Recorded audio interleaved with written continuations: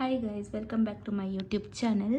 So ಇವತ್ತು ನಾವು ಬಂದ್ಬಿಟ್ಟು ಮಾವಿನಕಾಯಿ ಚಿತ್ರಾನ್ನ ಮಾಡ್ತಾ ಇದ್ದೇವೆ. ಸಖತ್ತಾಗಿರುತ್ತೆ, ಟೇಸ್ಟಿಯಾಗಿನೂ ಕೂಡ ಇರುತ್ತೆ. ಇವತ್ತು ನಾವು ಯಾವುದೆಲ್ಲ ಇಂಗ್ರೀಡಿಯೆಂಟ್ಸ್ ಬೇಕು ಅಂತ ನೋಡೋಣ ಬನ್ನಿ.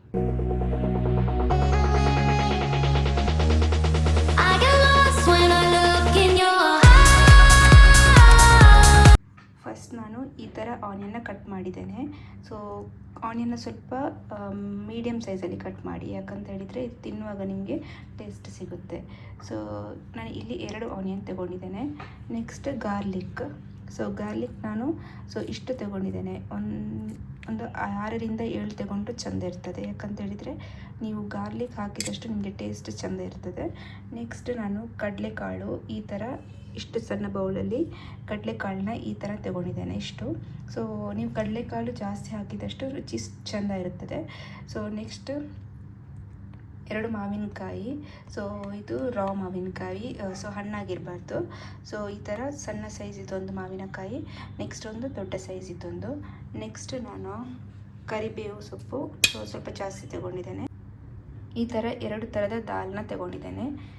ಒಂದು ಈ ಥರದ್ದು, ಇದು ತುಂಬ ಟೇಸ್ಟಿಯಾಗಿರುತ್ತೆ. ನಿಮಗೆ ಒಗ್ಗರಣೆ ಹಾಕುವಾಗ ಯಾವುದೇ ಥರದ ಚಿತ್ರಾನ್ನ ಅಥವಾ ಯಾವುದೇ ಥರದ ಒಗ್ಗರಣೆ ಹಾಕಿ ಮಾಡುವಂಥದ್ದು, ಸೊ ಇದಕ್ಕೆ ಚೆಂದ ಇರುತ್ತೆ. ಇನ್ನೊಂದು ಈ ಥರದ್ದು ದಾಲ್, ಇದು ನೀವು ತರಕಾರಿ ಸಾರು ಮಾಡುವಾಗ ಹಾಕ್ತಿರಲ್ಲ ಆ ಥರದ ದಾಲ್. ಸೊ ನೆಕ್ಸ್ಟ್ ಈ ಥರ ಹಸಿಮೆಣಸಿನಕಾಯಿ 2 ಈ ಥರ ಉದ್ದಕ್ಕೆ ಕಟ್ ಮಾಡ್ಕೊಳ್ಳಿ. ನಿಮಗೆ ಖಾರ ಬೇಡ ಅಂತ ಹೇಳಿದರೆ ಸೊ ಹಾಗೆ ಕಟ್ ಮಾಡದೆ ಕೂಡ ಹಾಕ್ಬೋದು. ನೆಕ್ಸ್ಟ್ ನಾವು ಒಂದು ಕೆಂಪು ಮೆಣಸಿನಕಾಯಿ ಫುಲ್ ಆ್ಯಂಡ್ ಇನ್ನೊಂದು ಬಂದ್ಬಿಟ್ಟು ಹಾಫ್ ಕಟ್ ಮಾಡಿದ್ದೀನಿ. ಯಾಕಂತ ಹೇಳಿದ್ರೆ ನಿಮಗೆ ಖಾರ ಬೇಡ ಅಂತ ಹೇಳಿದರೆ ಈ ಥರ ಕಟ್ ಮಾಡ್ಬೋದು, ಓಕೆನಾ. ಈ ಥರ 2 ಥರ ದಾಲ್ ಇರುತ್ತಲ್ವ. ಸೊ ನನಗೆ ಇದರ ಹೆಸರು ಗೊತ್ತಿಲ್ಲ ಯಾವುದು ದಾಲ್ ಅಂತ, ಬಟ್ ಯಾವುದು ಯೂಸ್ ಮಾಡಬೇಕು ಅಂತ ಗೊತ್ತು. ಸೊ ಇದಕ್ಕೆ ಏನು ಹೇಳ್ತಾರೆ ಅಂತ ಗೊತ್ತಿಲ್ಲ ಗೈಸ್, ನೀವು ಕಮೆಂಟಲ್ಲಿ ತಿಳಿಸಿ. ಸೊ ಈ ಥರ 2 ಥರದ ದಾಲ್ನ ತಗೊಳ್ಬೇಕು ನಾವು, ಓಕೆನಾ. ನಾನು ಈ ಥರ 1.5 ಲೋಟ ಅಕ್ಕಿ ತಗೊಂಡು ಬೇಯಿಸಿಕೊಂಡು ಇಟ್ಟಿದ್ದೇನೆ. ಕುಕ್ಕರ್ನ ಇಟ್ಟು ಅದಕ್ಕೆ ಸ್ವಲ್ಪ ತುಪ್ಪ ಹಾಕಿ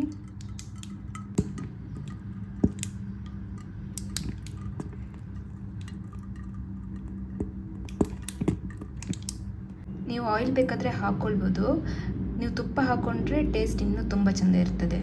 ಸೊ ಯಾಕಂದರೆ ನೀವು ತುಪ್ಪದಲ್ಲಿ ಕಡಲೆನ ಫ್ರೈ ಮಾಡುವಾಗ ಸೊ ಆ ಟೇಸ್ಟ್ ಅದಕ್ಕೆ ಬಿಟ್ಕೊಳ್ಳುತ್ತೆ.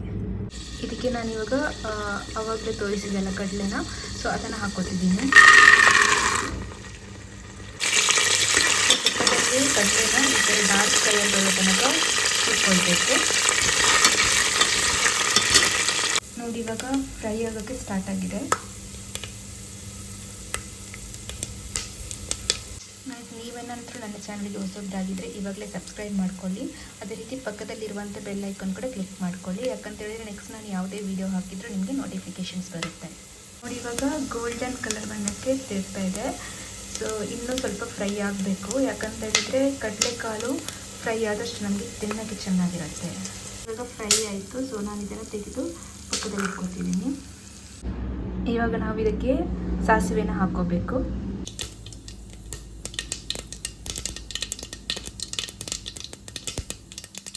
ಸಾಸಿವೆ ಹಾಕೊಂಡ ನಂತರ ಸ್ವಲ್ಪ ಹೊತ್ತಾದ ನಂತರ ಸೊ ಈ ಥರ ಕರಿಬೇವು ಸೊಪ್ಪನ್ನ ಹಾಕ್ಕೊಳ್ಳಿ.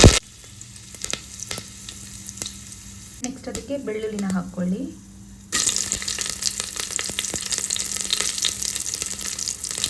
ಸೊ ಇವಾಗ ಹಾಕಿದ್ದು ಇಷ್ಟನ್ನು ಚೆನ್ನಾಗಿ ಫ್ರೈ ಮಾಡ್ಕೊಂಡು, ಸೊ ಆ ಬೆಳ್ಳುಳ್ಳಿ ಸ್ವಲ್ಪ ಡಾರ್ಕ್ ಕಲರ್ ಬರೋ ತನಕ ಫ್ರೈ ಮಾಡಿ, ಯಾಕಂತ ಹೇಳಿದರೆ ಟೇಸ್ಟ್ ಇನ್ನೂ ಚೆನ್ನಾಗಿ ಬರುತ್ತೆ. ಸೊ ಇಷ್ಟನ್ನು ಸ್ವಲ್ಪ ಹುರ್ಕೋಬೇಕು ನಾವು.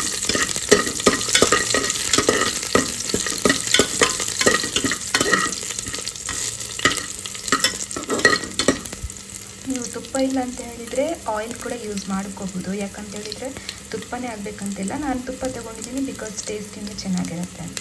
ಅದಕ್ಕೆ ನಾವು ಇವಾಗ ಹಸಿಮೆಣಸು ಕಟ್ ಮಾಡ್ಕೊಂಡಿದ್ದೀವಲ್ಲ ಅದನ್ನ ಹಾಕ್ತೀವಿ.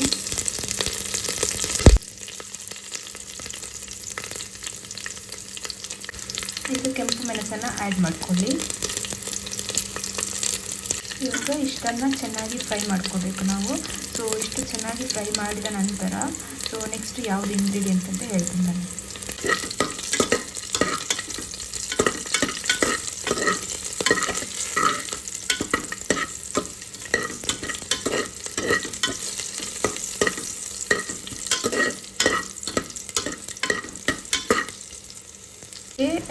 ಇವಾಗ ನಾವು ಇಷ್ಟು ಫ್ರೈ ಆದ ನಂತರ ಈ ಬೇಳೆನ ಹಾಕೋತಿದ್ದೀವಿ. ಜಾಸ್ತಿ ಏನು ಬೇಡ, ನೀವು 1 ಸ್ಪೂನ್ ಅಥವಾ 1/2 ಸ್ಪೂನ್ ತಗೊಂಡ್ರು ಸಾಕು. ನೆಕ್ಸ್ಟ್ ನಾವು ಈ ಥರ ಬೇಳೆನ ಹಾಕೋತಿದ್ದೀವಿ. ಸೊ ಇದನ್ನು ತುಂಬ ಹೊತ್ತು ಹುರ್ಕೋಬೇಕು, ಸ್ವಲ್ಪ ಬ್ರೌನ್ ಕಲರ್ ಅಂದರೆ ಸ್ವಲ್ಪ ಡಾರ್ಕ್ ಕಲರ್ ಬರೋ ತನಕ ಹುರ್ಕೋಬೇಕು. ಯಾಕಂತೇಳಿದರೆ ಟೇಸ್ಟ್ ತುಂಬ ಚೆನ್ನಾಗಿರುತ್ತೆ. ನಿಮಗೆ ಈ ಥರ ಬೇಳೆ ಹಾಕೋದು ಇಷ್ಟ ಇಲ್ಲ ಅಂತ ಹೇಳಿದರೆ ಸ್ಕಿಪ್ ಮಾಡ್ಕೋಬೋದು. ಇವಾಗ ನಾವು ಇಷ್ಟನ್ನು ಚೆನ್ನಾಗಿ ಫ್ರೈ ಮಾಡ್ಕೋಬೇಕು. ಸೊ ಇದರಲ್ಲಿ ಬೇಳೆ ಇದೆ ಅಲ್ವಾ, ಸೊ ಇದು ಚೆನ್ನಾಗಿ ಫ್ರೈ ಆಗಬೇಕು. ಯಾಕಂತೇಳಿದರೆ ಸೊ ಅದು ಹಸಿ ಇದ್ದರೆ ತಿನ್ನೋಕ್ಕೆ ಚೆನ್ನಾಗಿರಲ್ಲ. ನಾನು ಸ್ವಲ್ಪ ಮೀಡಿಯಮ್ ಫ್ಲೇಮಲ್ಲಿ ಈ ಥರ ಫ್ರೈ ಮಾಡ್ಕೊಳ್ಳಿ.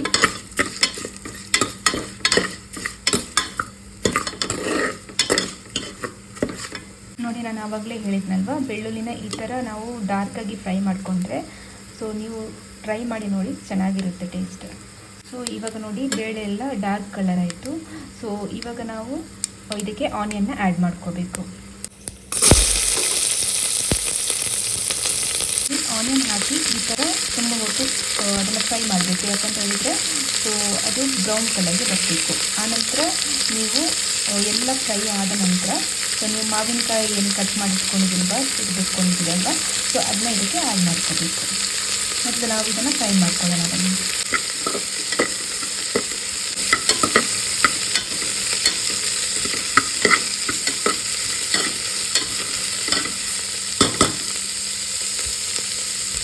ನೋಡಿ, ಈ ಥರ ಸಣ್ಣ ಸಣ್ಣ ಬೇಳೆಕಾಳು ಇರುತ್ತಲ್ವ, ಸೊ ಅದನ್ನ ನಾವು ಲೆಮನ್ ರೈಸ್ಗೆ ಯೂಸ್ ಮಾಡ್ತೀವಿ. ನಾನು ಲಾಸ್ಟ್ ಟೈಮ್ ವೀಡಿಯೋ ಹಾಕಿದ್ದೀನಲ್ವ, ನಮ್ಮದು ಫಸ್ಟ್ ಬ್ಲಾಗ್ ಇದೆ ಅಲ್ವಾ, ಸೊ ಅದರಲ್ಲಿ ಚೆಕ್ ಮಾಡಿ. ಸೊ ಲೆಮನ್ ರೈಸ್ ಮಾಡುವಾಗ ನಾನು ಈ ಥರ ಬೇಳೆಕಾಳನ್ನ ಯೂಸ್ ಮಾಡ್ಕೊಂಡಿದ್ದೀನಿ. ಸೊ ಆವಾಗ ಟೇಸ್ಟ್ ಅಂತೂ ಸಖತ್ತಾಗಿರುತ್ತೆ. ನೋಡಿ ಯಾವ ಥರ ಬಂದಿದೆ ಅಂತ ನಾನು ಬೇಕಾದರೆ ಡಿಸ್ಕ್ರಿಪ್ಷನಲ್ಲಿ ಲಿಂಕ್ ಹಾಕಿರ್ತೀನಿ. ಸೊ ಆ ವಿಡಿಯೋನ ಹೋಗ್ಬಿಟ್ಟು ಚೆಕ್ ಮಾಡ್ಕೊಬೋದು. ನಿಮಗೆ ಇನ್ನೊಂದು ಚೂರು ತುಪ್ಪ ಸಾಲಿಲ್ಲ ಅಂತ ಹೇಳಿದರೆ ಸೊ ಇದರ ಮೇಲೆ ಹಾಕ್ಕೋಬೋದು. ಯಾಕಂತ ಹೇಳಿದರೆ ಇನ್ನೂ ನಮಗೆ ಫ್ರೈ ಮಾಡೋದಿದೆ. ಅಂದರೆ ಮಾವಿನಕಾಯಿ ಹಾಕಬೇಕು. ಅದ ನಂತರ ಕಡಲೆಕಾಯಿ ಏನು ನಾವು ಆವಾಗಲೇ ಫ್ರೈ ಮಾಡಿಟ್ಕೊಂಡಿದ್ದೀವಲ್ವ, ಅದನ್ನ ಆ್ಯಡ್ ಮಾಡ್ಕೋಬೇಕು. ನೋಡಿ, ಇವಾಗ ಫ್ರೈ ಆಗ್ತಾ ಇದೆ.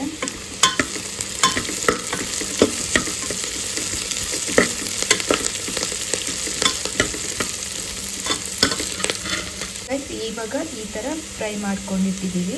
ಸೊ ಇದಕ್ಕೆ ನಾವೀಗ ಆಲ್ರೆಡಿ ನಾವು ಕಡಲೆನ ಏನು ಫ್ರೈ ಮಾಡಿಟ್ಕೊಂಡಿದ್ದೀವಲ್ವ, ಸೊ ಅದನ್ನ ಇದಕ್ಕೆ ಆ್ಯಡ್ ಮಾಡ್ಕೋಬೇಕು.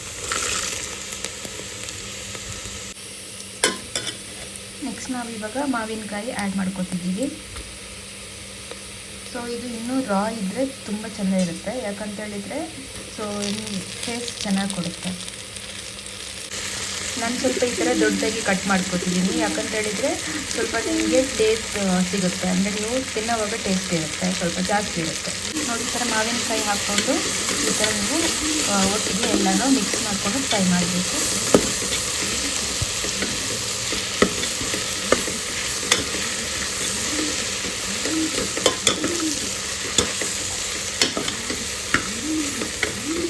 ನೆಕ್ಸ್ಟ್ ಇದಕ್ಕೆ ಇವಾಗ ಸ್ವಲ್ಪ ಹೊತ್ತು ನಂತರ ಉಪ್ಪು ಹಾಕ್ಕೊಂಡು ಮಿಕ್ಸ್ ಮಾಡಬೇಕು.